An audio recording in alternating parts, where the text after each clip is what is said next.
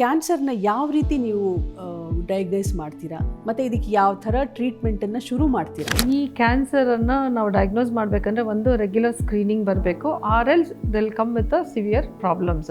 ಅಂದರೆ ಏನೋ ಡಿಸ್ಚಾರ್ಜ್ ಇದೆ ಅಂತ ಬರ್ತಾರೆ, repeated vaginal discharge, vaginal infections, urinary tract infections ಬರ್ತಾರೆ. ಜೊತೆಗೆ ಕೋಮಾರ್ಬಿಡಿಟೀಸ್ ಇರ್ಬೋದು, ಕೆಲವರು ಡಯಾಬಿಟಿಕ್, ಹೈಪರ್ಟೆನ್ಸಿವ್, ಹೈಪೋಥೈರಾಯ್ಡ್, ಈ ಥರ ಹಲವಾರು ಇನ್ಫೆಕ್ಷನ್ಸು, ಆಸ್ಮ್ಯಾಟಿಕ್ ಪೇಷಂಟ್ಸು, ಇವೆಲ್ಲ ಕಂಡೀಷನ್ಸಲ್ಲಿ ಇಮ್ಯುನಿಟಿ ಕಡಿಮೆ ಇರುತ್ತೆ.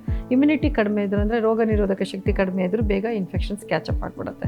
ಸೊ ಅಂಥವರಿಗೆ ರೆಗ್ಯುಲರ್ ಆ್ಯನ್ಯುವಲ್ ಸ್ಕ್ರೀನಿಂಗ್ ಹೇಳ್ತೀವಿ. ಒಂದು ಪ್ಯಾಪ್ಸ್ಮಿಯರ್ ಟೆಸ್ಟ್ ಅಂತ, ಆ ಗರ್ಭಕೋಶದ ಬಾಯಲ್ಲಿ ಒಂದು ವೈಟ್ ಡಿಸ್ಚಾರ್ಜ್ ಏನಿರುತ್ತೆ ಮತ್ತು ಅದು ಸರ್ಫೇಸ್ ಏರಿಯಾ ಡೆಡ್ ಸೆಲ್ಸು ಮತ್ತು ಮೇಲೆ ಸ್ಕ್ರೇಪಿಂಗ್ಸ್ ತೊಗೊಂಡು ಮೈಕ್ರೋಸ್ಕೋಪ್ ಕೆಳಗಡೆ ನಾವು ಎಕ್ಸಾಮಿನೇಷನ್ ಮಾಡಿದ್ರೆ ಆ ಸೆಲ್ಲಲ್ಲಿ ಏನಾದ್ರು ಚೇಂಜಸ್ ಇದ್ದರೆ ವಿ ಕ್ಯಾನ್ ಡಿಟೆಕ್ಟ್. ಸೊ ಈ ಪರ್ಟಿಕ್ಯುಲರ್ ಪೇಷಂಟು ಮುಂದೆ ಕ್ಯಾನ್ಸರ್ ಡೆವಲಪ್ ಮಾಡ್ಕೊಳ್ಬೋದು, ಬಂದ್ಬಿಡುತ್ತೆ ಅಂತ ಮೊದಲೇ ನಾವು ಎಚ್ಚೆತ್ತಿಸ್ಬೋದು ಅಥವಾ ವ್ಯಾಕ್ಸಿನೇಟ್ ಮಾಡ್ಬೋದು.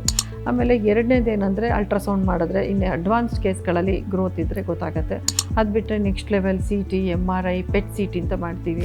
ಸೊ ಸಂಪೂರ್ಣ ಬಾಡಿ ನಾವು ಸ್ಕ್ರೀನಿಂಗ್ ಮಾಡಿದಾಗ ಎಲ್ಲಾದರೂ ಬೇರೆ ಕಡೆ ಈ ಕಾಯಿಲೆಗಳ ಎಕ್ಸ್ಟೆನ್ಷನ್ ಅಂದರೆ ಆಗಿದೆಯಾ ಅಂತ ನಮಗೆ ತಿಳಿಯುತ್ತೆ. ಸೊ ಈ ಥರ ಹಲವಾರು ಟೆಸ್ಟ್ಗಳನ್ನ ಮಾಡಬೇಕಾಗತ್ತೆ.